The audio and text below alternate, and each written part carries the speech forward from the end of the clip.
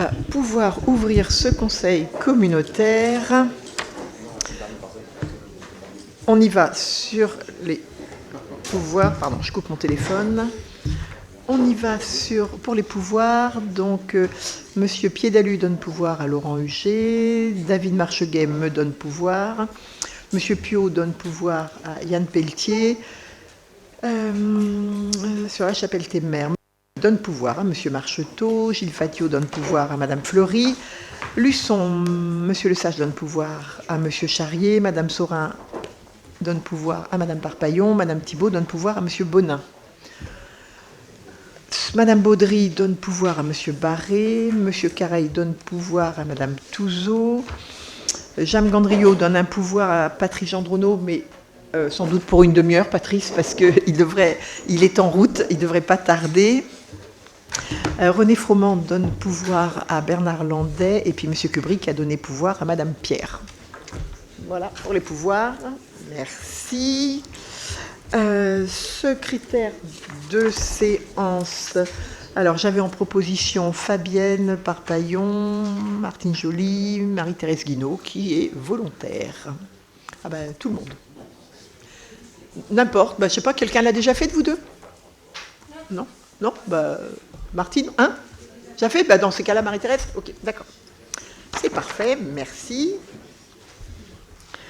Alors, on y va. Y a-t-il des observations sur le procès-verbal de la séance du 14 septembre? Non? Très bien. Je vous remercie. Ensuite, y avait-il des observations concernant les délibérations qui ont été prises par le bureau communautaire et celles prises en mon nom? Non? Ok.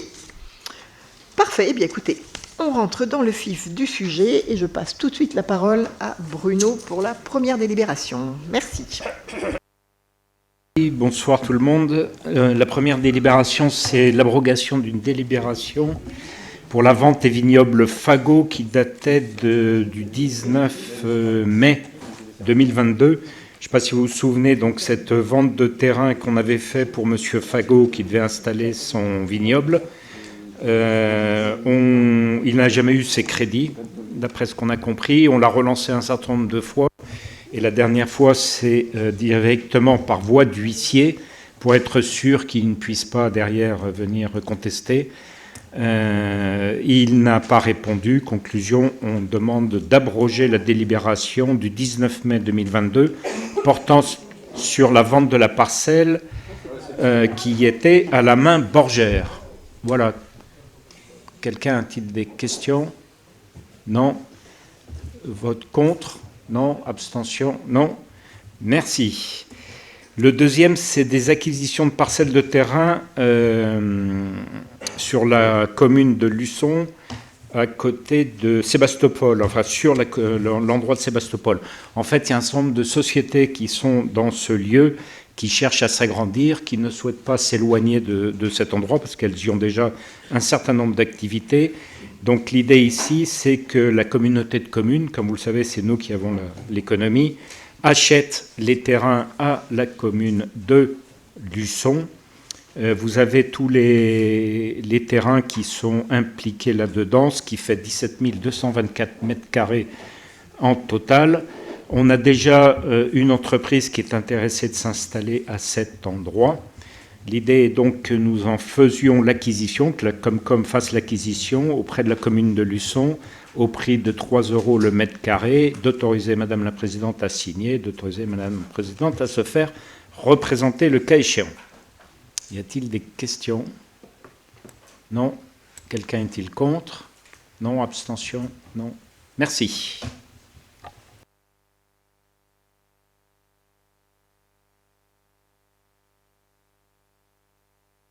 La délibération suivante, ça concerne une vente d'un ensemble immobilier à usage du centre de transfert. Vous savez, c'est sur la commune de Angles. Vous le savez que donc c'est Trivalis qui a la compétence traitement des déchets ménagers. Et donc, ils souhaitent se porter acquéreurs des parcelles qui sont sur Angles où il y a le centre de transfert. Pour certains, enfin, évidemment, les élus Tranchet le voient bien, ce transfert. Donc voilà, ils se portent acquéreurs. Le service de France Domaine sont venus évaluer le bien. Ils l'ont évalué à 12 235 euros. 50. Alors évidemment, ils ont évalué que la partie qui nous concerne, hein, puisque pas les installations qui ont été faites dessus, puisque c'est Trivalis qui a financé les installations qu'on était allé inaugurer il y a quelques temps.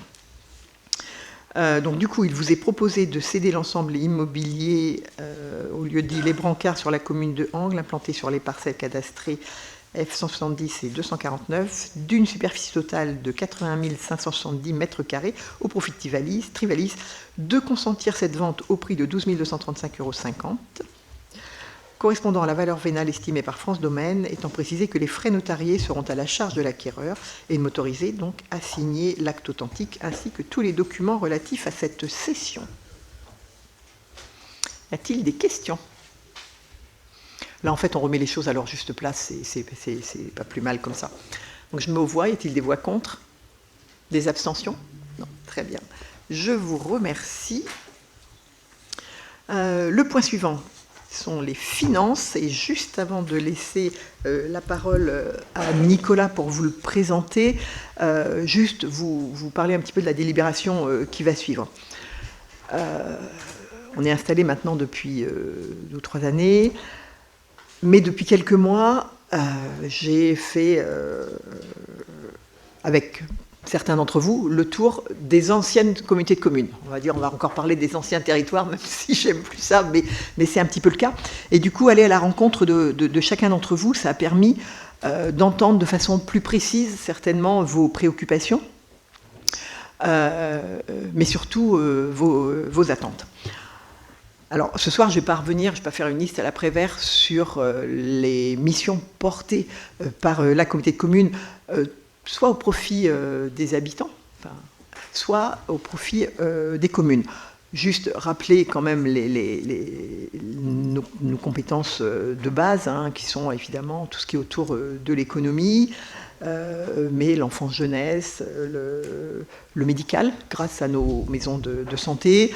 On a le sport, l'urbanisme, le tourisme, les déchets ménagers, la musique, les médiathèques. Enfin, voilà.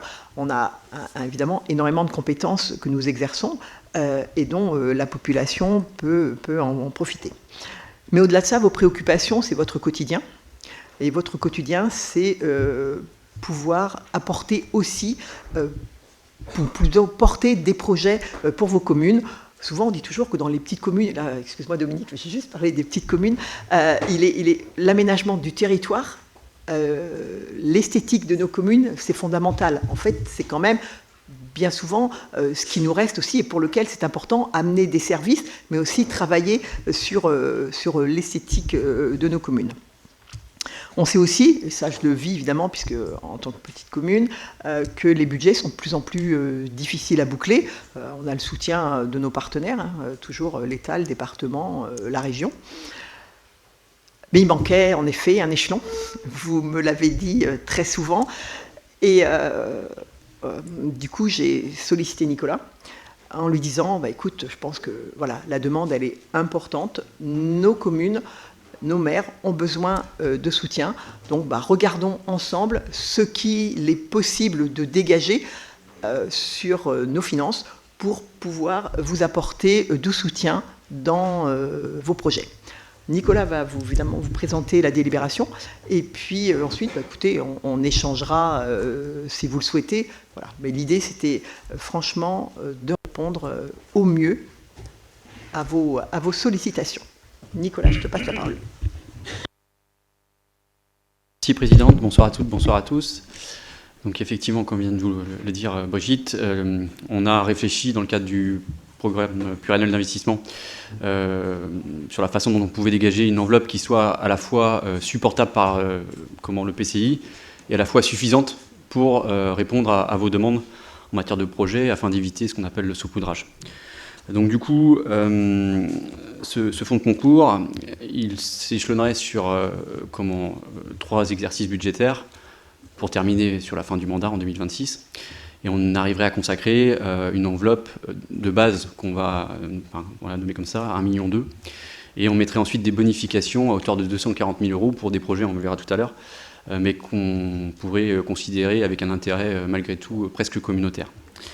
Au niveau de ce fonds, on vous rappelle dans le règlement, qui a été à la fois validé par le bureau et par la commission finances, on vous rappelle que, bien évidemment, ça sert à financer des dépenses d'investissement sur vos communes et que, bien évidemment, il faut respecter à minima 20% de financement, comme c'est la règle, comme vous le savez. On vous dit également, donc pour l'enveloppe, on allouera donc 1,2 million. Et ces 1,2 million, on est parti sur une répartition avec trois critères précis, qui sont 30% consacrés donc à une part fixe, puisque, quelle que soit la taille de la collectivité, on s'est dit que c'était important, y compris pour les plus petites collectivités, comme vient de dire la présidente, d'avoir une enveloppe qui soit suffisante pour réaliser un projet. On a ensuite considéré une part variable consacrée donc, à la population DGF, et enfin 20% de l'enveloppe sur le potentiel fiscal. On n'a rien inventé, en fait, on a repris simplement les critères qui existaient auparavant dans le cadre des contrats Vendée Territoire, pour ceux qui les ont connus et qui est autour de la table, ou alors les contrats régionaux également. C'était exactement cette clé de répartition qui, à l'époque, avait convenu au plus grand nombre. Et l'idée, c'était, à part quelques-uns, bien évidemment, notamment sur le potentiel fiscal, mais je dirais, il y avait quand même, malgré tout, un consensus pour dire que cette répartition-là semblait cohérente. Donc, c'est la raison pour laquelle on est parti sur ce format-là. Et puis ensuite, on voudrait bonifier certains projets en lien, encore une fois, avec nos compétences. Donc là, ce serait sur tout ce qui concerne les constructions et rénovations de bibliothèques, dans le cadre du schéma de lecture publique.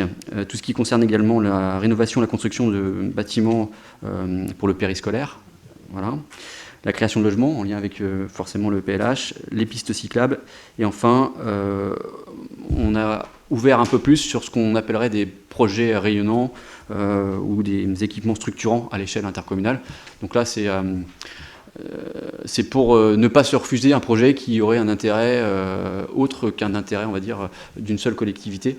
On ouvre un peu la boîte, mais l'idée, c'est aussi d'avoir un effet levier pour les communes qui portent ce type de projet. Voilà pour les critères d'attribution. Alors vous avez bien évidemment en annexe la page 7 que vous avez tous regardé avec, j'imagine, beaucoup d'attention sur les montants qui potentiellement pourraient vous être alloués, avec à la fois le montant de base et le montant bonifié. Donc là, chacun a pu voir la part fixe et les différents mouvements. Bien évidemment, au niveau de l'instruction, on vous rappelle, et c'est quand même important, que la commune devra assumer un financement à la hauteur de celui du fonds de concours. C'est-à-dire qu'il faut quand même qu'il y ait un reste à charge pour la collectivité qui sera bénéficiaire du fonds de concours. En exemple, on vous a mis un financement à 250 000 € hors taxe, 50 000 € de subvention, 100 000 € de fonds de concours. Alors, potentiel, ça dépend des collectivités, et donc ça veut dire que la commune, elle assume de son côté 100 000 €. On ne pourra pas financer plus dans le cadre du fonds de concours que ce que financerait la commune. Voilà, on insiste, c'est important, mais parce que derrière, il peut y avoir des écrêtements, notamment si vous avez des cofinancements plus importants que ce que vous aviez imaginé au départ. Mais je voulais le repréciser. Et puis enfin, donc, le dossier, comment ça se passe d'un point de vue formalisme, on va dire, le dossier est présenté au bureau, qui émet un avis. Ensuite, bien évidemment, c'est le conseil communautaire qui valide de manière définitive ce projet-là. Et puis après, l'instruction est assez simple. On vous dit simplement que le financement, il se fait à l'achèvement des travaux. Voilà. On regarde si le projet il est prêt. L'idée, c'est d'échelonner sur 4 ans. Un seul projet, sur 3 ans, pardon, un seul projet sur la période. Il n'y aura pas de jugement, je dirais, c'est un projet communal. Ce qu'on vérifiera, c'est si le projet il est prêt à démarrer et si on respecte les quelques critères. Dans le formalisme également, c'est dans vos communications, c'est d'apposer le logo et puis les supports de com de la collectivité, enfin de l'EPCI, pardon. Naturellement, on accompagne, donc si on peut être présent, ce sera bien. Voilà. Et on vous dit, élément important aussi, parce que par le passé, c'était pas forcément établi, et là on l'a bien notifié dans le cadre du règlement. Les fonds de concours, une fois qu'ils sont alloués, la libération est prise, vous avez 4 ans pour consommer les crédits. Voilà. Donc c'est important parce qu'on se retrouve parfois avec des fonds de concours qui perdurent, qu'on réinscrit d'année en année. Là, c'est pas notre volonté. L'idée, c'est d'accompagner vos projets. Donc, s'ils sont prêts, ils démarrent et on vous accompagne financièrement. Voilà, moi je n'ai pas envie d'être plus exhaustif, à moins qu'il y ait des questions sur la partie, on va dire, pratico-pratique. Après, sur je dirais le fond, ça c'est la présidente nous a expliqué les motivations qui sont les siennes et celles du bureau. Est-ce que vous avez des questions? Oui, Philippe, oui.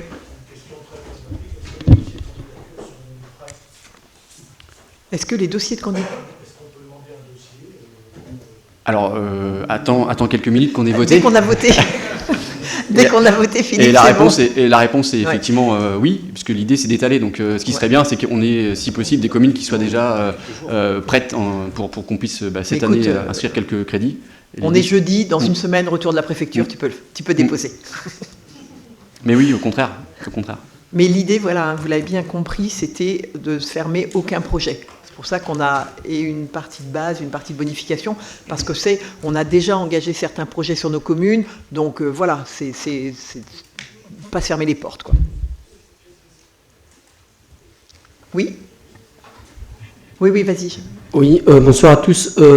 Par rapport aux critères d'éligibilité concernant l'enveloppe dite de bonification, oui. Est-ce que les critères peuvent être élargis un peu? Alors, en fait, on a essayé de coller à nos compétences pour les critères de bonification. Alors, ça peut être élargi, ça dépend sur quel projet. Si c'est de la voirie, ben non, je vais te dire non, il n'y a pas de bonification sur des travaux de voirie. Et en fait, c'est pour ça qu'on a mis la dernière ligne qui permet d'être plus large en disant construction d'un équipement structurant ayant un rayonnement intercommunal. En fait, ça c'est venu avec un projet qu'on avait en tête qui va émerger et on s'est dit il ne faut absolument pas qu'on le bloque, même si ce n'est pas dans nos compétences premières, mais surtout il est hors de question que ce projet ne puisse pas être aidé par la communauté de communes. Donc Jean-Marie, éventuellement il faut que tu viennes nous dire ce que c'est.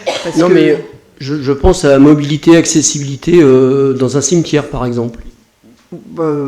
Oui, enfin, c'est pas fermé, là, oui, tout à fait, oui.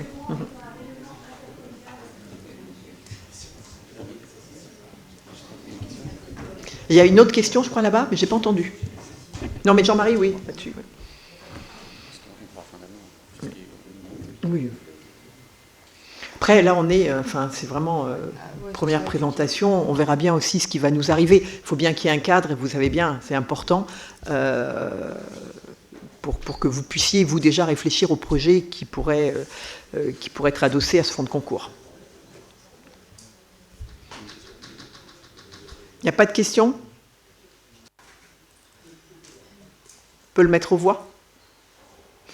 Y a-t-il des voix contre? Des abstentions? Merci beaucoup. Et on continue, ce sera un vrai coup de pouce à toutes nos communes, à n'en pas douter.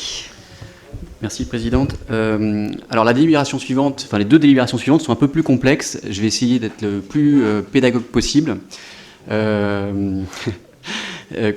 Alors, ça concerne une procédure de régularisation d'un emprunt toxique qui a été souscrit donc par le SMPVA et en 2015, cet emprunt a été repris. Vous savez, c'est les fameux emprunts structurés. Qu'est-ce qui s'est passé sur cet emprunt? Eh bien, très clairement, on avait en 2015 un capital restant dû à hauteur de 1 549 831 €. Et donc, pour pouvoir le clôturer, afin d'éviter que les intérêts ne continuent à augmenter, il a fallu, en fait, voir avec l'organisme, et les indemnités de remboursement anticipé, les pénalités, elles se chiffraient à un peu plus de 3 130 000. Donc ça, c'est le problème des emprunts toxiques. Ah oui, les emprunts toxiques de l'époque, pour ce qui nous concerne, l'ancienne structure, c'est 2 emprunts qui ont été concernés. Alors en contrepartie, l'État est venu accompagner ce refinancement, mais pas à la hauteur, bien évidemment, des sommes engagées. Et sur cet emprunt toxique, qu'on rembourse toujours aujourd'hui, et sur lequel l'État nous accompagne, il s'est produit une erreur comptable. Simplement, en fait, il n'y a pas eu d'inscription comptable, à la fois par la collectivité, par le SGC. Et donc, du coup, qu'est-ce qui s'est passé? C'est que dans les services du SGC, ils se sont aperçus finalement que cette année, on arrivait sur cette ligne d'emprunt en négatif. Donc on continuait à le rembourser alors que finalement pour eux, il était soldé. Tout simplement parce qu'il n'y avait pas eu cette procédure de régularisation. Et donc c'est là où on a mis le nez sur cette problématique. Pour ajouter du piment à l'affaire, c'est que cet emprunt, il a servi non pas sur un budget, mais sur 2 budgets. à la fois le budget assainissement, qui lui, aujourd'hui, au niveau de la nomenclature, est sur ce qu'on appelle la M49, et sur le budget atelier relais, qui lui est en M57. Et donc là, c'est 2 procédures de régularisation qui sont différentes. Tout ça est assez technique, hein, vous l'entendrez. Ce qu'il faut que vous reteniez, vous, c'est que pour nous, financièrement, on continue à rembourser cet emprunt. Et il n'y aura pas d'augmentation de la dette pour la collectivité. Cette dette-là, elle était existante. On continue finalement à l'assumer tranquillement pour encore une douzaine d'années. Et ça en soi, c'est pas impactant. Mais par contre, il faut qu'on régularise nos écritures comptables. Donc sur la partie, on va dire, atelier relais, on est sur des opérations non budgétaires, des opérations non budgétaires. Donc là, la délibération de ce soir va pouvoir nous permettre de régler la problématique. Sur le budget assainissement, là, il faut qu'on fasse un amortissement en fait, comptable des sommes concernant donc, les indemnités de remboursement anticipé. Et le parti qu'on a pris, c'est d'échelonner ces sommes sur 12 années, c'est-à-dire la durée restante du crédit, pour ne pas avoir finalement à assumer une charge lourde sur l'exercice budgétaire en cours. Voilà. Donc tout ça a été vu avec M. Cochard, le conseiller aux décideurs locaux que vous connaissez, qui vient dans vos communes. On a eu le bonheur d'avoir une présentation au bureau, une seconde présentation en commission des finances, hein, pour expliquer que pour nous, techniquement, il y a peu d'impact pas d'impact en tout cas sur le budget atelier relais, peu sur le budget assainissement, si ce n'est que forcément on aura un virement qui se fera en moins sur l'investissement, hein, pour cet amortissement qu'on devra constater pendant encore 12 années. Mais voilà, on régularise une situation qui n'a pas été menée correctement. Je vous dirais bien, et on est incapable aujourd'hui de dire à quel niveau se situe l'erreur. Est-ce que c'est une erreur de la collectivité de l'époque, enfin, en tout cas du syndicat de l'époque, du service comptable, certainement de tout le monde. Voilà, la fusion derrière qui n'a pas forcément arrangé les choses parce que tout ça c'est un peu noyé. Et donc voilà ce qu'on vous propose ce soir. Et vous verrez que donc sur les opérations non budgétaires, c'est assez simple, la délibération suffit. Et ensuite, pour la partie assainissement, il faudra prendre une décision modificative. Est-ce que vous voulez davantage de précision? Est-ce que c'est clair? Alors, j'essaye d'être le plus pédagogique possible. Si certains veulent compléter mes propos, pour ceux qui ont eu la chance d'avoir l'explication dans le détail de M. Cochard, n'hésitez pas. Ce qu'il faut bien comprendre, c'est que notre dette, on continue à rembourser. Il n'y a pas de mouvement de fonds entre la banque et nous. Hein. Donc, l'encours de la dette, il n'évoluera pas, quoi qu'il arrive, sur l'exercice en cours. Des questions? Pas de questions? Donc, ce qu'ils avaient proposé, c'est d'autoriser donc pour le budget atelier relais donc de débiter le compte 1068 à hauteur de 1 799 750 € et de créditer donc le compte 1641 du même montant. Et donc pour le budget SPIC, donc assainissement, qui lui est en M49, de régulariser l'emprunt et d'échelonner, enfin d'étaler la charge sur les années restantes à courir, à savoir 12 années, tout simplement. Est-ce que des gens sont contre? S'abstiennent? Merci. Et donc la délibération suivante, c'est la conséquence de ce qu'on vient de voir ensemble. Donc on a besoin de faire un virement de crédit et un vote de crédit complémentaire sur le fonctionnement et l'investissement dans le cadre du budget SPIC. Donc vous avez les écritures qui apparaissent. Hein. Donc qu'est-ce qui se passe? C'est effectivement le virement à la section de fonctionnement qu'on diminue, puisque c'est 110 000 €, 854,17 €. Ça c'est une annuité. Donc si vous faites x12, vous arrivez au montant dont on a besoin pour faire l'amortissement. Et puis ensuite, vous avez sur la partie investissement, la reventilation, à la fois le refinancement de la dette, la reprise des indemnités de remboursement, et donc ensuite le refinancement et les décaissements d'emprunts nouveaux, comme ça aurait dû se faire finalement il y a quelques temps, tout simplement. Donc c'est un peu lourd en termes d'écriture, mais c'est nécessaire. Des questions? Pas de questions? Est-ce que des gens sont contre? S'abstiennent? Je vous remercie. La délibération suivante, c'est simplement une transmission pour information et une prise d'acte. Ça concerne donc la CLECT qui s'était réunie en juillet, et on est sur des restitutions de compétences. Restitution de compétences et transfert de compétences. Transfert concernant donc le RPE, le relais petite enfance, qui concernait là uniquement la ville de Luçon vers la Comcom. Et ensuite, on avait quelques communes qui, dans le cadre de leur collecte, versaient donc des cotisations au parc. Et vous le savez, aujourd'hui, ce sont aux communes d'assumer cette cotisation-là, puisque le PCI paye déjà sa part, qui a par ailleurs augmenté et qui va encore un petit peu augmenter. Voilà, donc là, on a eu le retour des communes. C'est simplement un prendre acte. Hein. Je ne sais pas si on a reçu toutes les libérations, je n'ai pas fait le calcul, mais on a quasiment... Je n'ai pas fait le tour, je ne sais pas si toutes les communes. Mais en tout cas, voilà, pas d'observation de la part des communes. Donc on prend acte, si vous en êtes d'accord. Est-ce qu'il y a des questions? Pas de questions, donc j'avance. Sur le budget principal, on est à la deuxième décision modificative. Donc là encore, on a un virement de crédit et un vote de crédit complémentaire à faire. En fonctionnement et en investissement. On a reçu un peu trop de taxes à la valeur ajoutée. Ça, c'est la compensation de l'État suite à la suppression de la taxe d'habitation. On avait une régulation à faire, donc, puisqu'on a trop perçu. Et on a également besoin de crédits complémentaires sur tout ce qui est titre annulé. Donc là, on proposera d'inscrire 20 000. En revanche, on a des IJ qui sont bien supérieurs à ce qu'on avait imaginé. Alors, c'est des recettes, mais bon, c'est pas forcément effectivement bon signe, parce que ça veut dire que derrière, c'est des arrêts, ça se traduit par des arrêts de travail. Mais en tout cas, on a reçu un montant beaucoup plus conséquent, puisque nous, on avait inscrit 70 000 €, et là, on a quasiment le double en remboursement. Et donc, du coup, on arriverait à une inscription supplémentaire de 68 000 € en fonctionnement. Et en investissement, c'est quelques ajustements. Alors, on vous le dit, il y a de l'acquisition de matériel ou à des études. Et puis, pour équilibrer tout ça, on fait un ajustement avec le 21,88. Donc, rien de bien compliqué. Des questions? Pas de questions. Est-ce que des gens sont contre? S'abstiennent? Je vous remercie. Ensuite, on continue à épurer le 702, ce budget qu'on souhaiterait clore à la fin de l'exercice en cours. Donc le trésorier nous a fait 3 courriers. On a un montant total de dette de 1 208,17 €. Et ce qui vous est demandé, c'est d'inscrire ces créances en commande, d'inscrire ces créances éteintes pour un montant donc, de 1 208,17 € tout simplement, comme on l'a déjà fait lors du dernier conseil. On continue. Le trésorier fera ça au fil de l'eau pour qu'on puisse clore ce budget. Des questions par rapport à ça? Pas de questions. Les gens sont contre? S'abstiennent? Je vous remercie. Et enfin, dernière délibération me concernant, c'est pour le SIAS. Tous les ans, peut-être qu'un jour on n'en fera plus, mais en tout cas, on fait une subvention d'équilibre. Cette année, on est à 8 648,91. C'est moins que les années antérieures. On est plutôt habituellement autour des 50 000 €. Donc là, on a une attribution de subvention qui baisse légèrement, mais nécessaire pour le SIAS pour équilibrer son budget. Est-ce qu'il y a des questions, pardon? Pas de questions? Les gens sont contre? S'abstiennent? Je vous remercie. Voilà, merci beaucoup Nicolas.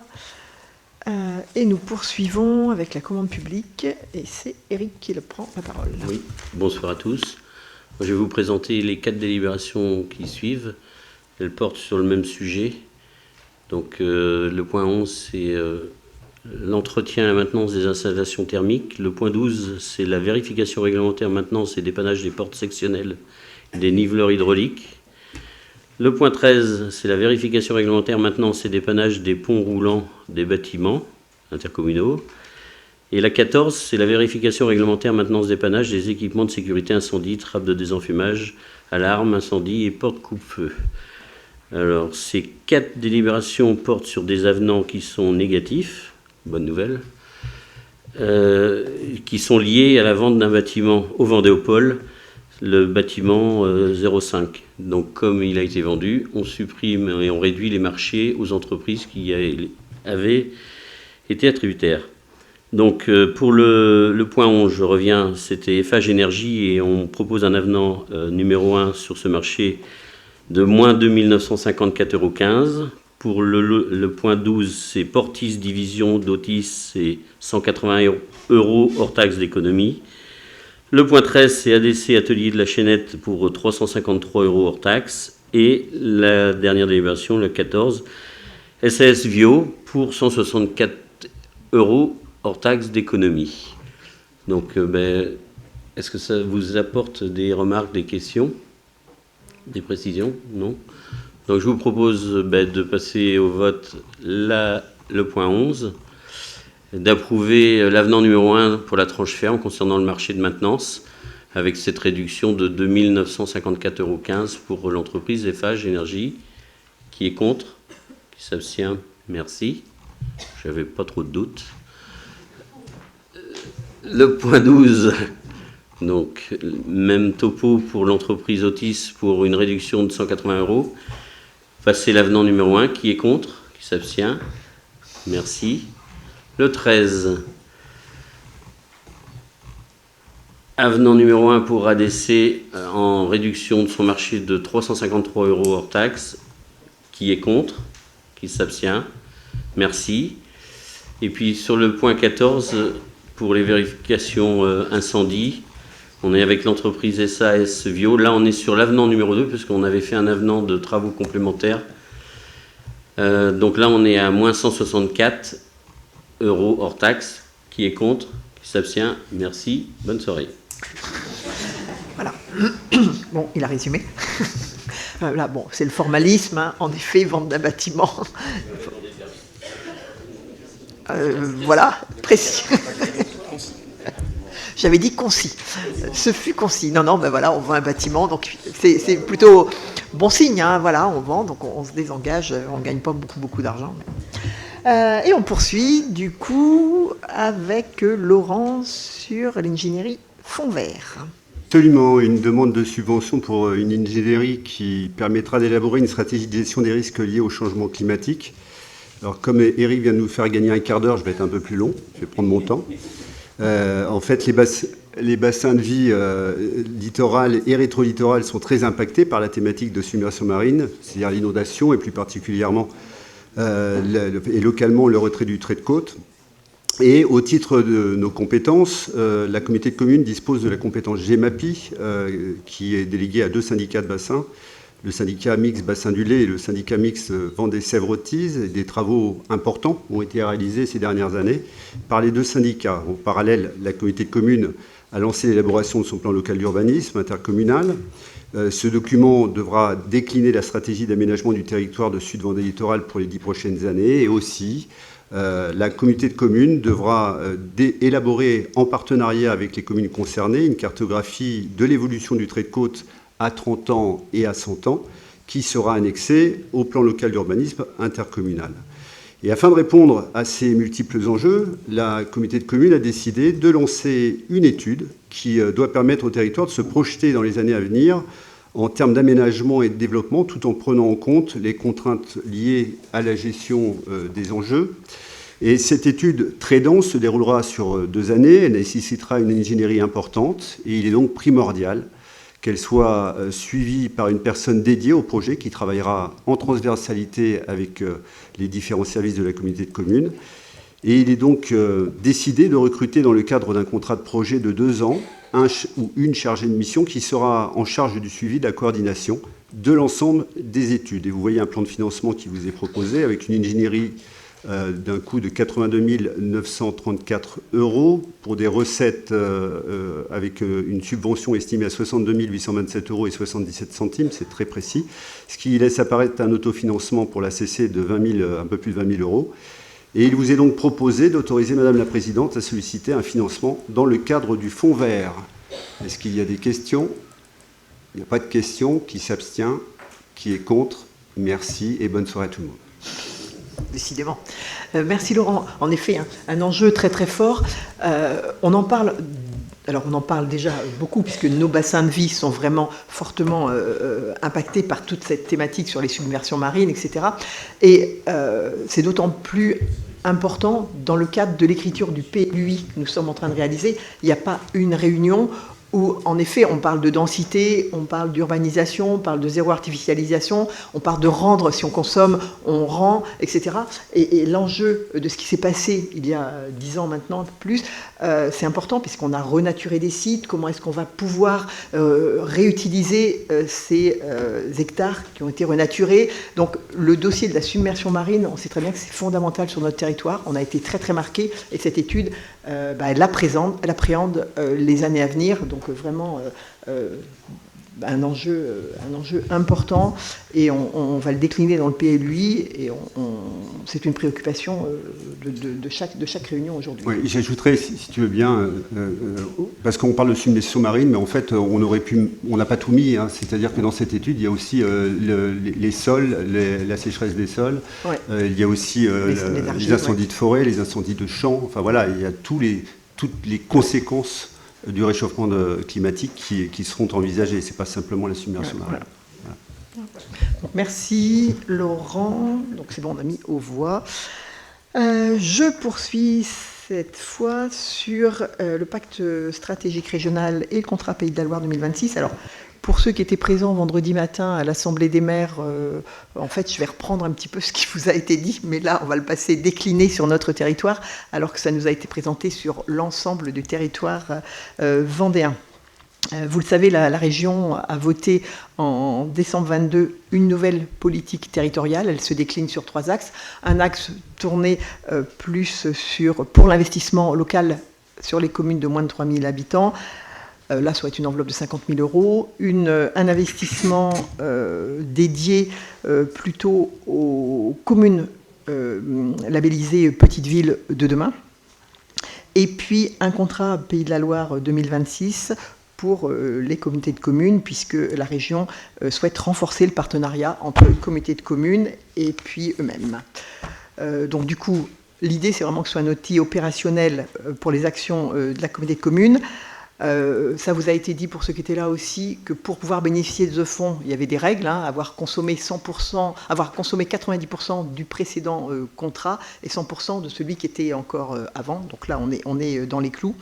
Et puis, il faut présenter des projets qui soient aussi portés par les thématiques régionales, à savoir l'emploi, l'économie, la jeunesse, la transition écologique. Et puis, vous aviez les priorités donc, du contrat Pays de la Loire 2026. Et en même temps, on nous sollicite évidemment pour la liste des projets portés par l'intercommunalité. L'enveloppe dédiée, vous l'aviez sur le rapport, l'enveloppe dédiée à la communauté de communes, elle est d'1 645 600. Et puis, les projets qui sont fléchés, c'est le centre technique intercommunal, puisqu'il s'inscrit vraiment dans la priorité régionale au niveau de la transition énergétique. On a du photovoltaïque, entre autres. Et donc, c'est identifier ce projet dans le schéma de développement des énergies renouvelables. Le deuxième projet, c'est la maison de l'enfance de Saint-Hermine, qui, lui, s'inscrit dans leur politique enfance-jeunesse, puisque c'est un rayonnement sur l'ensemble de notre territoire. Y a-t-il des questions ? Non ?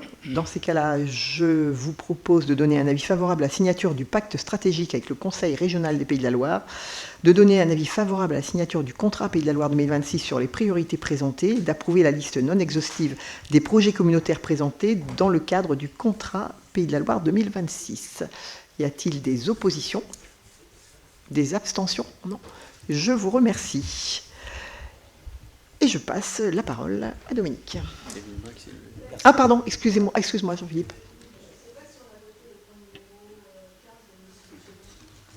Si, on l'avait voté avant que je parle en fait. Laurent l'avait fait voter avant que je parle, excuse-moi. Non, excuse-moi, peut-être qu'on n'entend pas bien au fond, ouais. Okay, la 17e, merci Madame la Présidente, la 17e délibération, c'est le retrait de délégation d'exercice du droit de préemption urbain à la commune de l'Île d'Elle sur le secteur d'intervention donc de l'établissement public foncier de la Vendée. En fait, la communauté de communes, bien sûr, a délégué aux communes membres l'exercice du droit de préemption urbain dans toutes les zones urbaines ou d'urbanisation future définies dans les documents d'urbanisme, à l'exclusion, bien sûr, des zones UE, 1 UE ou 2 AUE. La commune de l'Île d'Elle a sollicité l'intervention de l'établissement public foncier de la Vendée pour une mission d'action foncière de l'ancienne briqueterie en vue de réaliser un projet de logement. La dite mission confiée à l'EPF fait l'objet d'une convention en date du 30 décembre 2021. Cette convention concerne plus précisément une friche à l'entrée du bourg, le long de la route RD de La Rochelle, sur certaines parcelles que vous avez donc dans le paragraphe qui est ci-dessous. La dite convention a fait l'objet déjà d'un avenant, numéro 1, pour modifier les points suivants: la modalité de délégation et de suivi du DPU via la communauté de communes. Également le versement du prix, et puis l'engagement financier et le montant prévisionnel du fonds friche. En fait, il est proposé ce soir de retirer préalablement la délégation attribuée à la commune de l'Île-d'Elle en matière de droit de prévention urbain sur le secteur visé par la Convention d'action foncière signée le 31 décembre 2021 avec l'établissement public foncier de la Vendée, et ce pour la durée de la convention précitée, éventuellement prorogée par avenant. Avez-vous des remarques particulières sur cette délibération? Très bien, on le soumet à votre vote. Qui est contre? Qui s'abstient? Voté à l'unanimité, merci. La 18e délibération, c'est le fait de déléguer maintenant partiellement le droit donc, de prévention urbain à l'établissement public foncier de la Vendée sur la commune de l'Île-d'Elle. Donc c'est le pendant. Donc l'exercice du droit de prévention urbain ayant été retiré maintenant à la commune de l'Île-d'Elle sur les secteurs précités, la communauté de communes peut décider de déléguer l'exercice du droit de prévention urbain à l'établissement public de la foncier de la Vendée. Donc on vous demande effectivement de valider le fait de déléguer l'exercice de préemption urbain à l'EPF de la Vendée au profit de la commune de l'Île-d'Elle. Et ce pour la durée de la convention de ce dossier. Avez-vous des remarques particulières? Non. On soumet notre vote. Qui est contre? Qui s'abstient? Voté à l'unanimité, merci. La 19e délibération, c'est le STRADET, donc c'est la composition de la conférence régionale de gouvernance pour favoriser en fait la concertation locale avec la région dans le cadre de l'évolution du STRADET. Le STRADET, vous savez ce que c'est, c'est donc le schéma régional d'aménagement et de développement durable et d'égalité des territoires pour les Pays de la Loire. La loi donc, du 20 juillet 2023 instaure la mise en place d'une conférence régionale de gouvernance pilotée par la présidente de région, en lieu et place de la conférence des SCOT, qui était jusqu'à présent, c'était elle qui avait foi. Cette conférence est consultée sur la déclinaison des objectifs et le suivi, ainsi que sur l'identification des projets d'envergure nationale ou européenne et sur les listes des projets régionaux. Donc le Conseil régional des Pays de la Loire propose de composer une conférence régionale, on va dire de type gouvernance sur mesure, afin que la représentation de l'ensemble des acteurs soit assurée. Donc la composition serait la suivante. Composition de 120 membres, alors je ne vais pas tous vous les citer, sachez qu'il y a quand même la présidente, les 14 élus régionaux, les 71 présidents de PCI ou leurs représentants, les 14 présidents des structures porteuses du SCOT ou leurs représentants, le président de la conférence régionale des SCOT, 16 maires, et puis également donc, des représentants de l'État désignés par le préfet de région. Il y a également des membres siégeant à titre consultatif, il y en a 9, 5 présidents de département de leurs représentants, 4 présidents de PNR, des présidents du Césaire, 3 présidents des agences d'urbanisme le représentant, 3 présidents des EPF ou leurs représentants, 3 présidents de la chambre consulaire ou leurs représentants. Voilà, la création d'une conférence régionale sur mesure est sous-tendue au recueil d'avis favorable d'une majorité des membres du bloc communal, donc des EPCI. À défaut, le Conseil régional sera amené à délibérer sur une création d'une conférence régionale qui serait beaucoup plus réduite, composée de 52 membres. Voilà. Donc, il est proposé ce soir donc, d'émettre un avis favorable sur la composition sur mesure de la conférence régionale de la gouvernance de la politique de réduction de l'artificialisation des sols de la région des Pays de la Loire, telle que présentée ci-dessus. Voilà l'objet de cette délibération. Avez-vous des remarques particulières? Non. Très bien. On soumet à votre vote. Qui est contre? Qui s'abstient? Voté à l'unanimité. Merci. Merci, Dominique. Et bonne soirée. On ne va pas partir maintenant. Merci. Et je passe la parole à Bruno sur l'économie.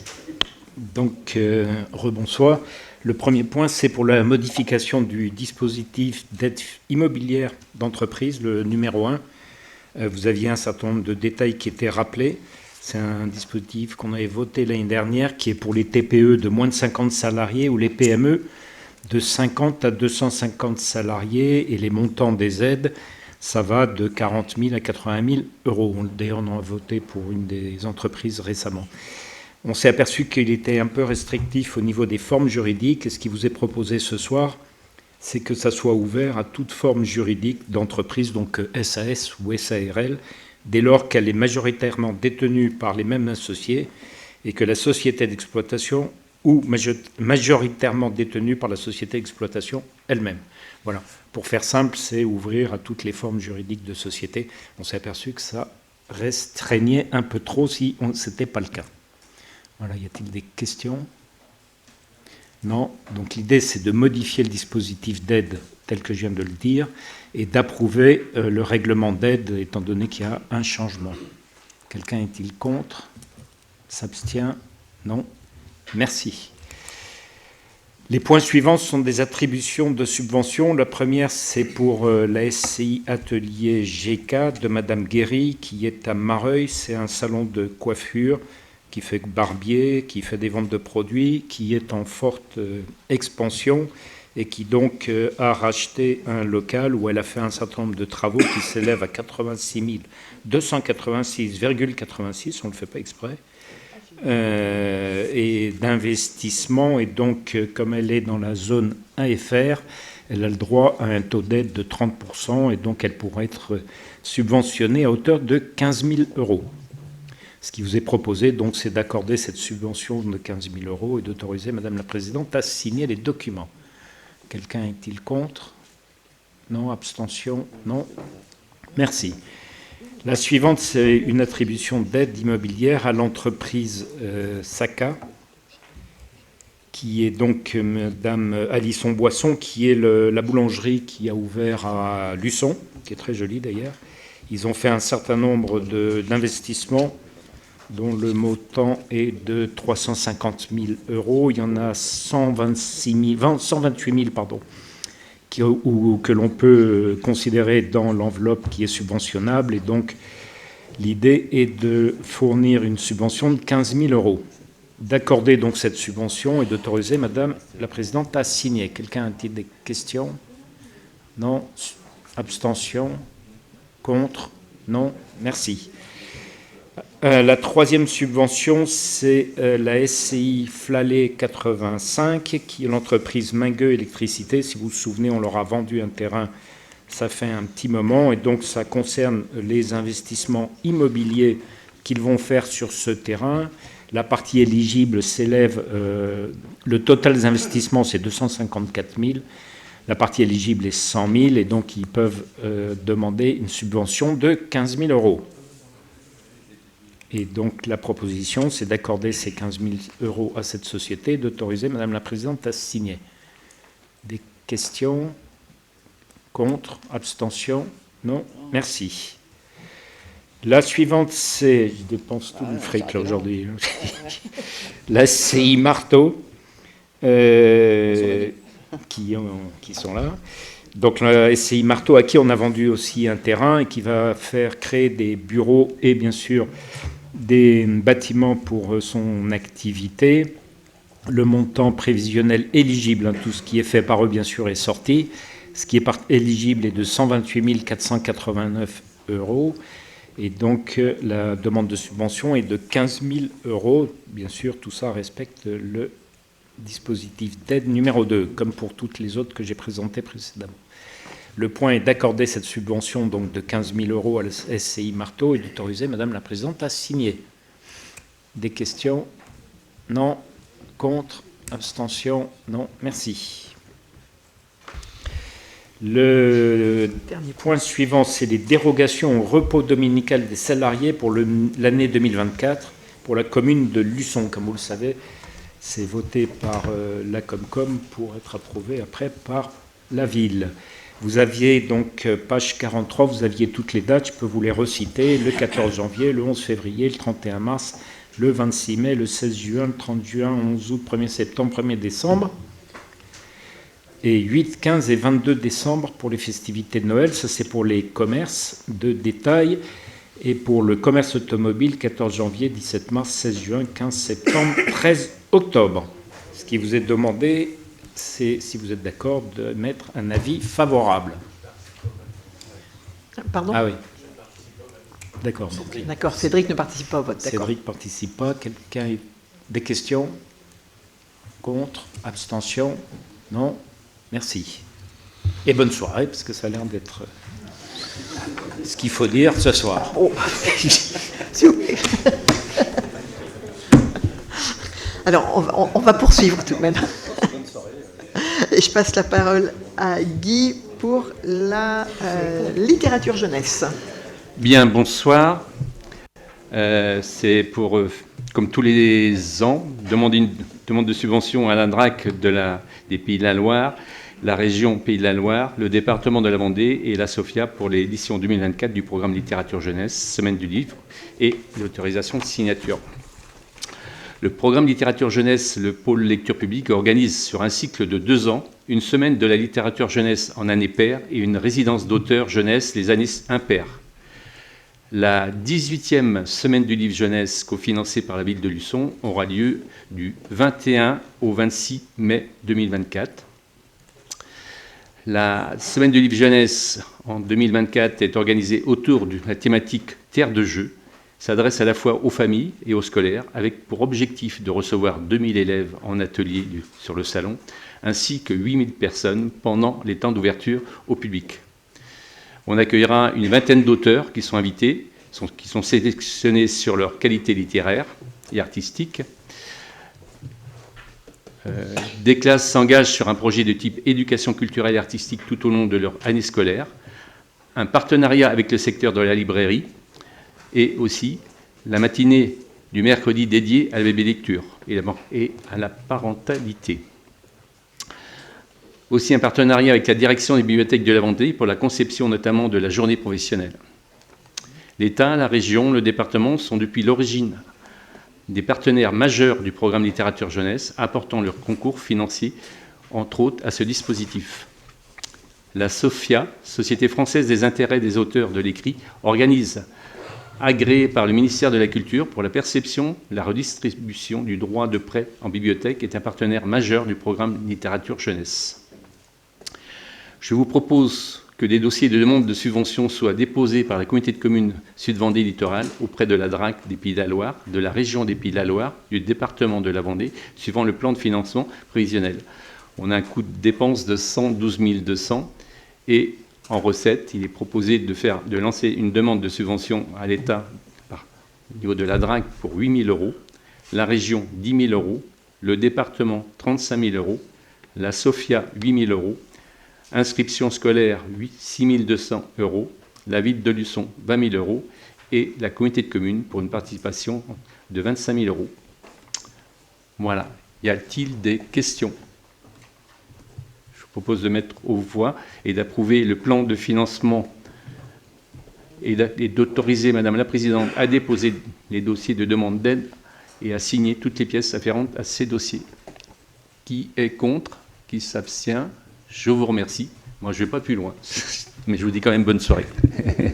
Merci beaucoup. Et oui, une année sur deux, cette belle semaine dédiée à la jeunesse.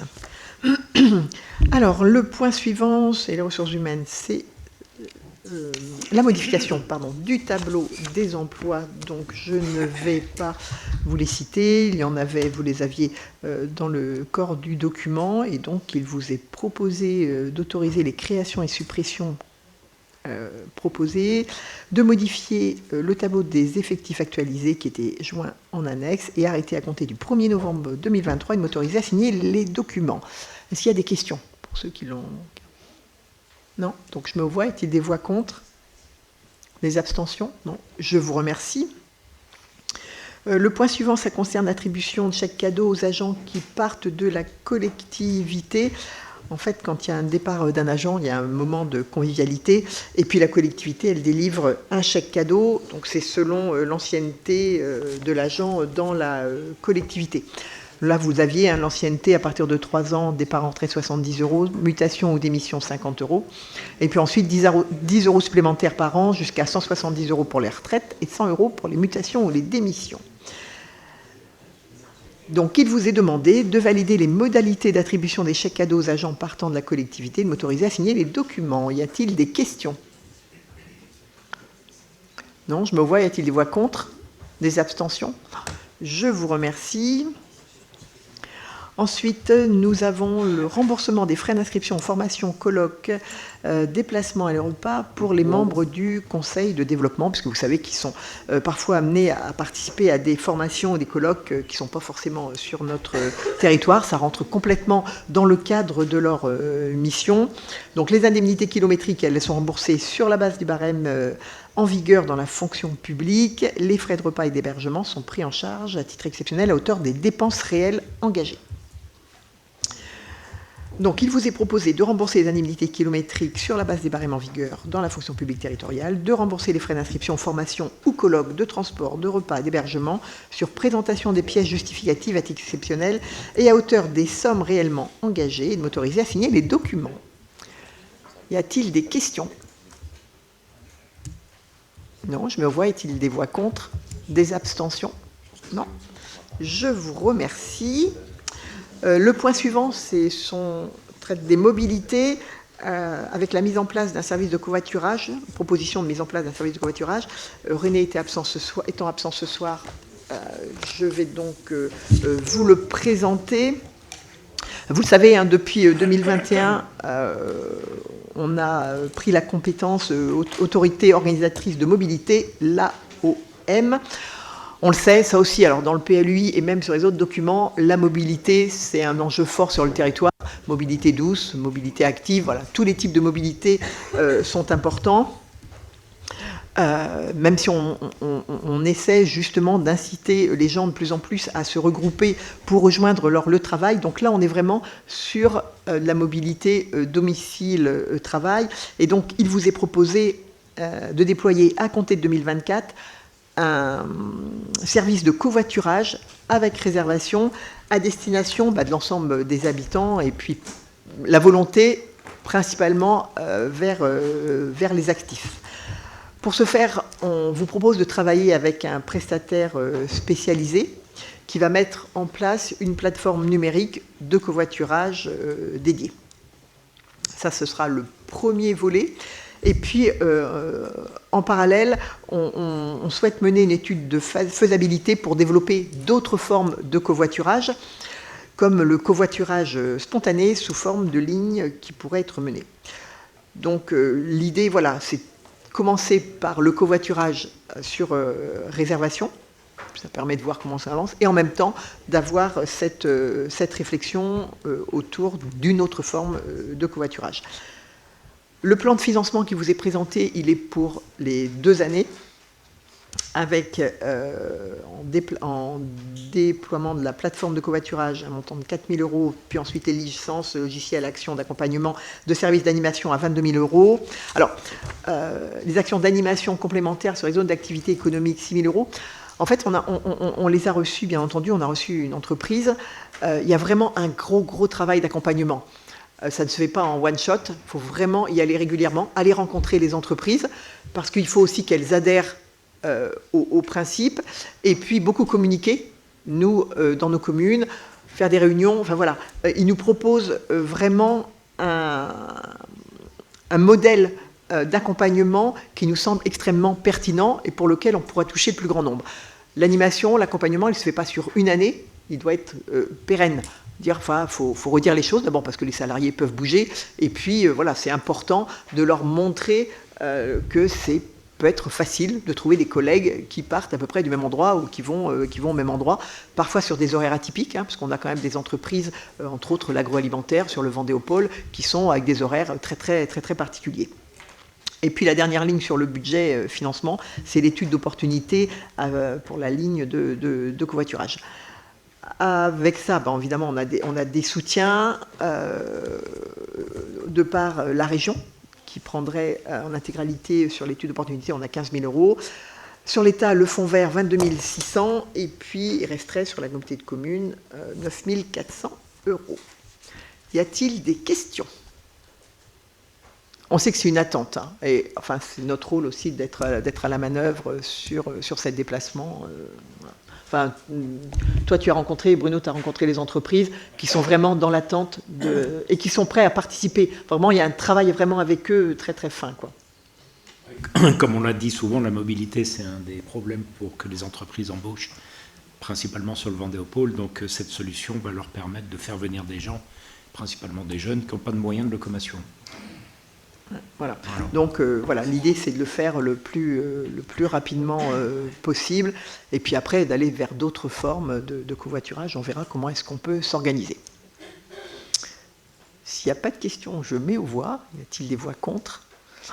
Des abstentions? Je vous remets. Ah ben j'ai pas lu le. Enfin vous aviez. Hein, j'ai pas lu. Je vais pas vous le relire. C'était la même chose que je vous ai détaillé tout à l'heure. Je vous remercie.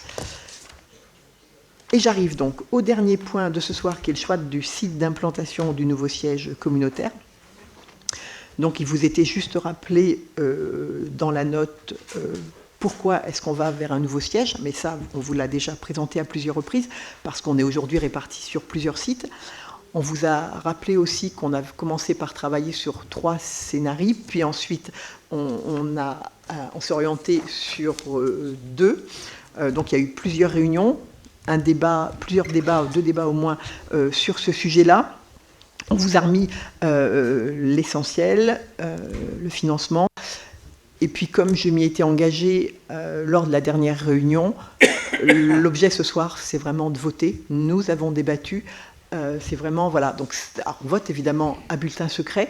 Donc, Stéphanie va passer parmi vous. On va peut-être l'aider. Va passer parmi vous pour vous donner les bulletins. Pensez à ceux qui ont des pouvoirs à prendre 2 bulletins. Oh, excuse. Vas-y. Attends, excuse-moi, vas-y. Scénario 2, on oui. Sait que le total ne correspond pas au total des dépenses. Ça joue à pas grand-chose. Ah bon? Ah oui, t'as raison. Oui, t'as raison, ça joue à pas grand-chose, mais t'as raison. Oui, t'as raison. Oui, t'as raison. Ok, donc voilà. Donc Stéphanie vous donne tout ça, et puis ensuite elle va passer... récupérer les petits papiers, et puis il faudra dépouiller. Qu'est-ce qu'on met? Ah pardon, oui, t'as raison, c'est très bien. Hein, c'est très bien. J'en sais. On met 1 ou 2, scénario 1. Scénario 1, scénario 2, hein, enfin, 1 ou 2. Excuse-moi Joël, attendez, avant de commencer, oui Joël, vas-y. Ou rien du tout? Ça dépend, vas-y.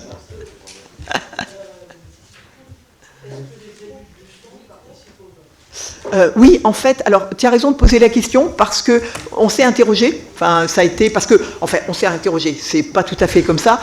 Je sais que la question a dû être posée en off, et en effet, oui, les élus de Luçon votent, puisqu'il n'y a personne qui est partie prenante sur un des 2 personnes. Individuellement partie prenante, et que les 2 sites sont situés sur Luçon, donc l'ensemble des élus communautaires doivent voter. On s'est renseigné pour avoir en effet cette assurance-là, tu as raison.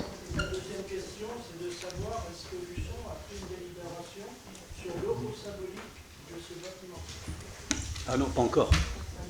On ne va pas prendre de délibération sur l'euro symbolique si ça ne se fait pas. On n'a pas encore décidé. Donc,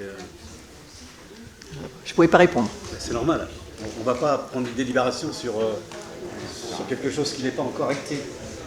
Ou qui sera... voilà. Ok, donc du coup, voilà, je vous laisse à vos votes. Et Stéphanie, 1 ? Alors, on met, 1 ou 2, enfin, ou scénario 1 ou scénario 2, mais 1 ou 2. Enfin, on arrivera à comprendre, hein, si vous mettez Centre ou Citroën, on arrivera à comprendre aussi. Il n'y a pas d'autres questions, c'est bon ? Ok, merci beaucoup.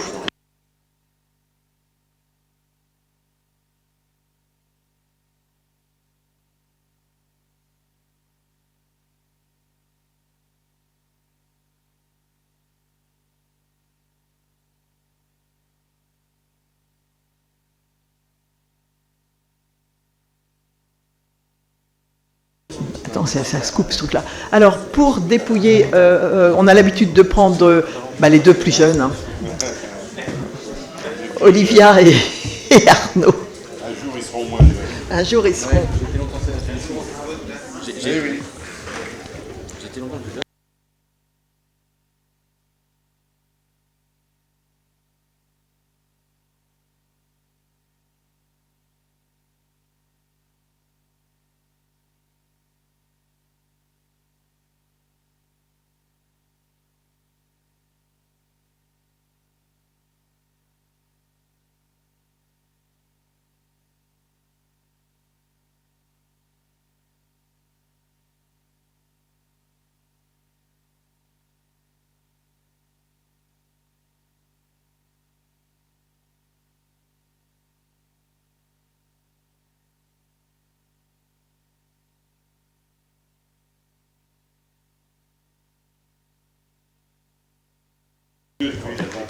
On va, on va vous demander de vous lever en même temps, puis on fera le contrôle en même temps. Et en plus, on évite à Stéphanie de refaire un petit tour avec sa jambe. Hein? Ah non, moi je vote 2 fois. Ah mais toi aussi tu votes 2 fois. 2 fois.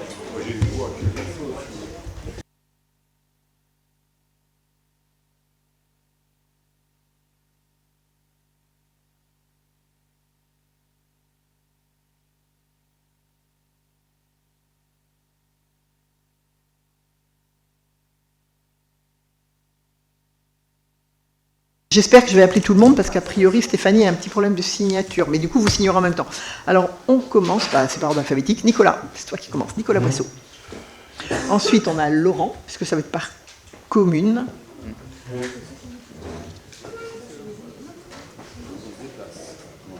Oui. Ensuite, on a Jean-Marie Soulard. Ensuite, c'est David Marcheguet, donc c'est moi qui vais y aller. Merci Jean-Marie.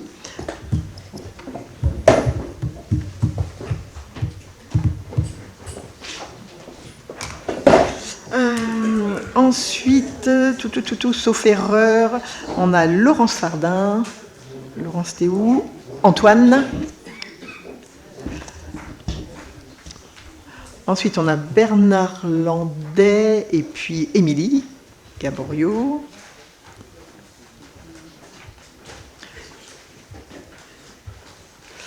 Ensuite, on a Gérard Pro. Alors, on verra sur les pouvoirs après, vous le signalerez en venant parce que du coup, je n'ai pas tout ça. Ensuite, on a Philippe, on a la commune de Château-Guibert, Philippe et Marie-Hélène.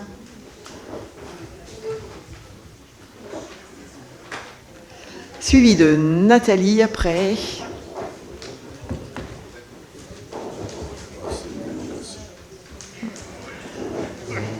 Mais c'est sur les pouvoirs où je vais t'embêter. Je pense qu'on aurait dû tous les citer, en fait. Oui, peut-être. Ouais.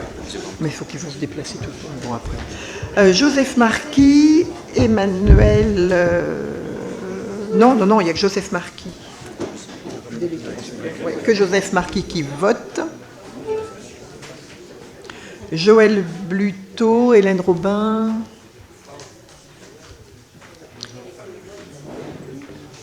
Yann Pelletier. Il serait venu 2 fois, quoi. C'est pas grave. Cédric Guinaudot.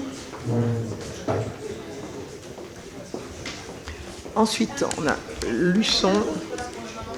On va finir là. C'est quoi? T'es pour qui, Yann? Là, c'est que le sien, là. T'as qui, toi, autrement? Moi, c'est Maurice. Ah, Maurice. C'est Maurice, mais c'est la Gaillard qui passe. Vas-y, alors fais-le, puis je coche. Fais-le. J'aurais dû dire tout le monde, en fait. Ok. C'est bon. C'est la liste des pouvoirs. Ah, voilà, avec les pouvoirs, c'est plus facile, ouais. Ensuite, on arrive sur Luçon, donc avec Olivia, Dominique, qui votera 2 fois, puisqu'il va voter pour Madame Thibault. Arnaud Bouger, Arnaud Charpentier,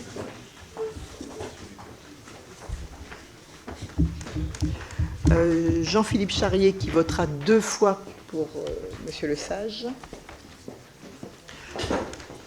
François Duin qui est là, Stéphanie Le Goff,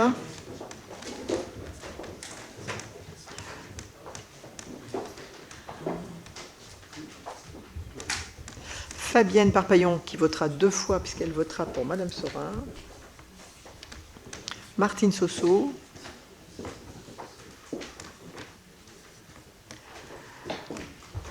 les Manil, Michel Lier, Nicolas,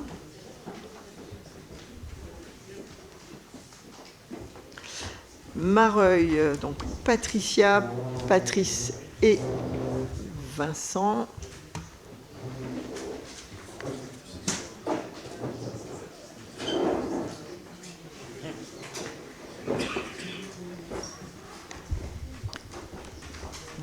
Ok. Ensuite, on a Moreille Marie, à toi. Ensuite, c'est moi. Puis ensuite...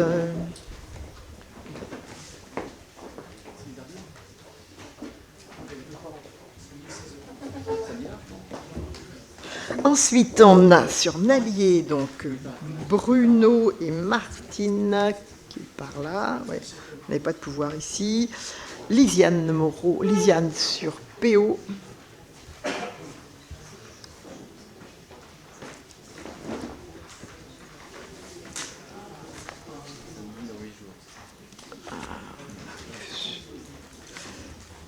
Puis Ravo, donc Charlotte.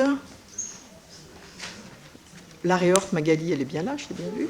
Ah oui, tu n'avais pas signé, d'accord, ok. Ensuite, Bergeret-Aulneau sur Ronay. Dominique sur Saint-Aubin-la-Plaine. Gaël sur Saint-Denis-du-Perret.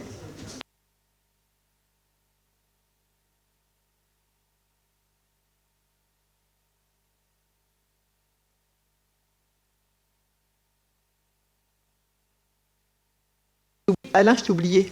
Alain, ouais. Gaël, j'en suis à Jackie Marcheteau sur Saint-Étienne-de-Brilloué. Johan sur Saint-Jean-de-Beugné.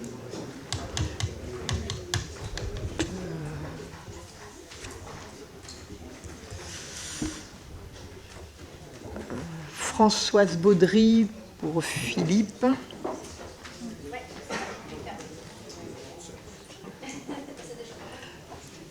C'est bon.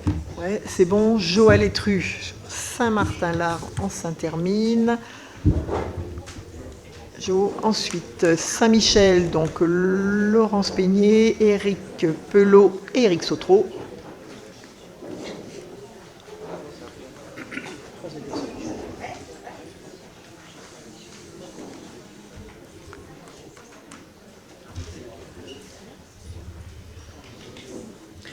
Isabelle Touzeau qui votera 2 fois pour Pierre. Ensuite, Saint-Hermine, donc Philippe, Marie-Thérèse Guinaud et Catherine Poupée.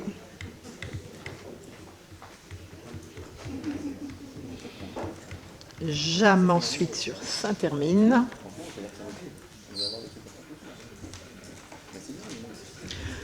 Bernard, tu reviendras voter pour...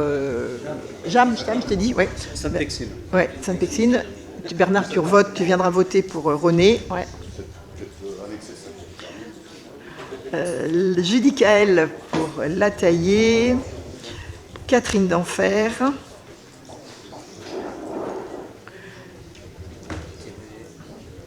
Judicaël, Catherine.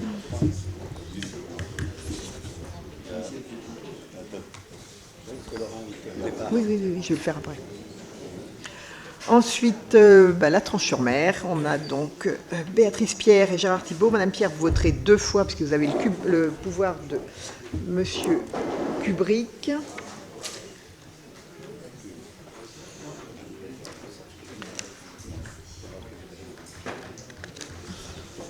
Ensuite, Triez, donc Guy. Vouillet, Christian, Dénéchaud. Christian est par là, ouais.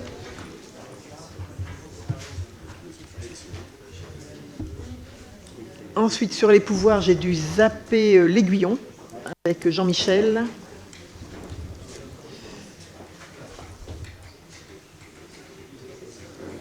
Et je ne pense pas avoir oublié du monde. J'ai compté les votants. Est-ce que j'ai oublié un pouvoir? Je crois pas. Non, c'est bon? Tous ceux qui avaient des pouvoirs, c'est bon? Donc, ok, du coup, dépouillement. Ah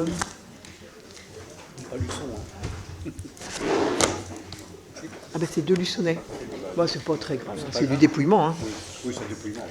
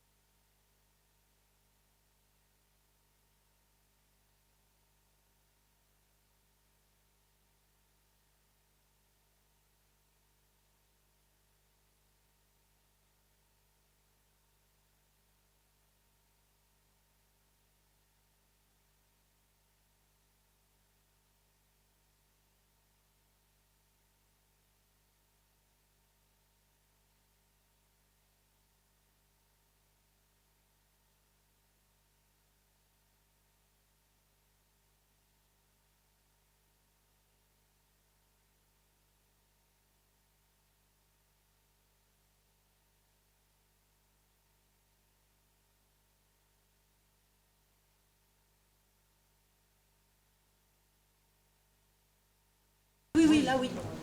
Scénario 1. Attends, tu veux que je fasse ça comme ça? Comme ça, vous allez compter avec des petits bâtons, ça va vous occuper. Scénario 1.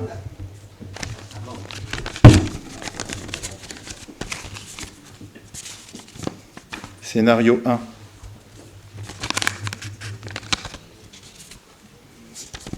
Scénario 1. Scénario 1. Scénario 1. Scénario 1. Scénario 1. Scénario 1. Blanc. Faut que je fasse une autre pile. On fera après. Je suis en dessous. Ouais. Scénario 1. Scénario 1.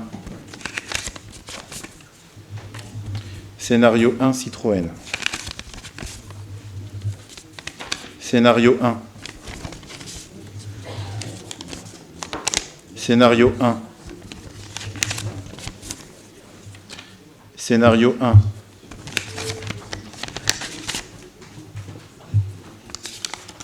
Scénario 2. Numéro 1.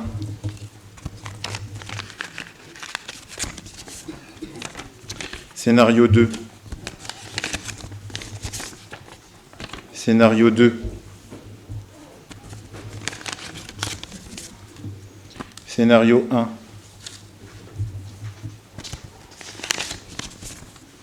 Scénario 1. Scénario 2. Scénario 1. Scénario 1.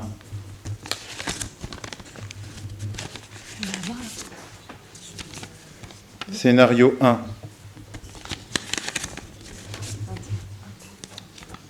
Scénario 1. Scénario 1. Scénario 2. Scénario 1. Scénario 1.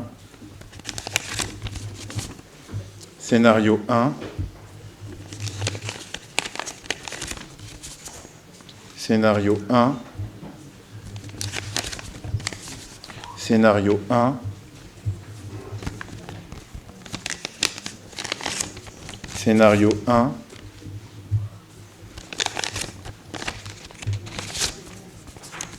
Scénario 1.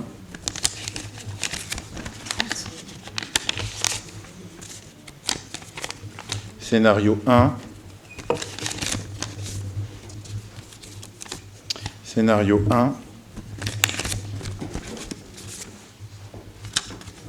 Scénario 1.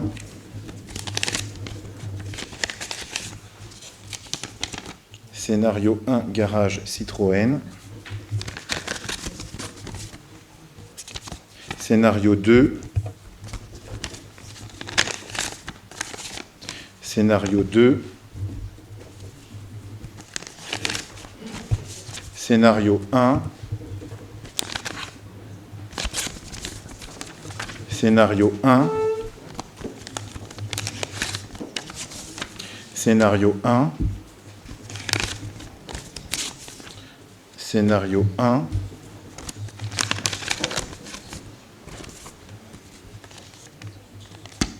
Scénario 1.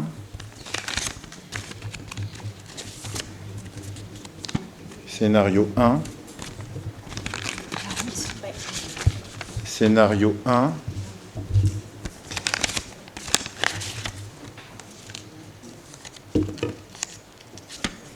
Scénario 1. Scénario 1. Scénario 1.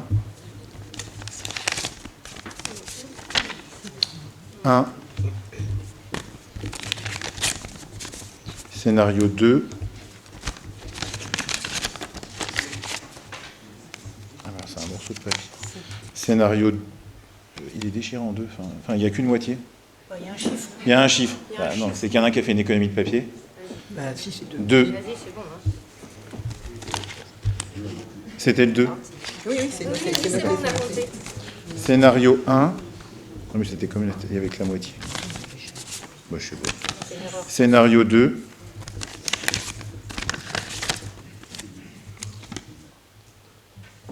Centre-ville. Scénario 2. Donc on arrive à... Ça met un peu de piment quand tu dis. Ça a changé. Oui, oui, je me suis changé ça. On va faire au propre après, tu peux mettre ça. 56. Scénario 1.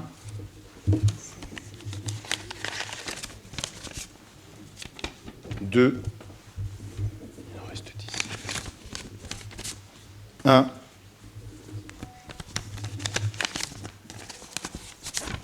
Scénario 1. Scénario 1.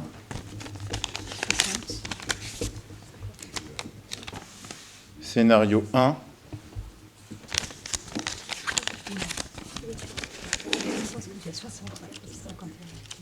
Scénario. Scénario 1. Scénario 1. Scénario 2.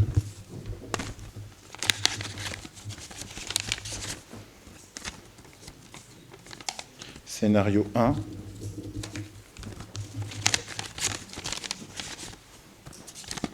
Scénario 1. Et scénario 2. Oui, bah, de toute façon, oui. 54. 3, 4, 6, 7, 8, 9, 10, 11, 12, 13. De toute façon, 13. 14 et un blanc. ouais, 14. Et puis le 1, il y a combien? Bah, du coup, il y a, à partir du moment où il y a plus que 36, donc la majorité, c'est le scénario 1. Oui, parce qu'il y a un blanc aussi. Hein. Moi j'ai 55 pour le scénario 1, 14 pour le 2 et 1 blanc. Voilà, donc 55, 14, 1 blanc. Voilà. Cette fois, c'est moi qui peux vous dire bonne soirée. Voilà.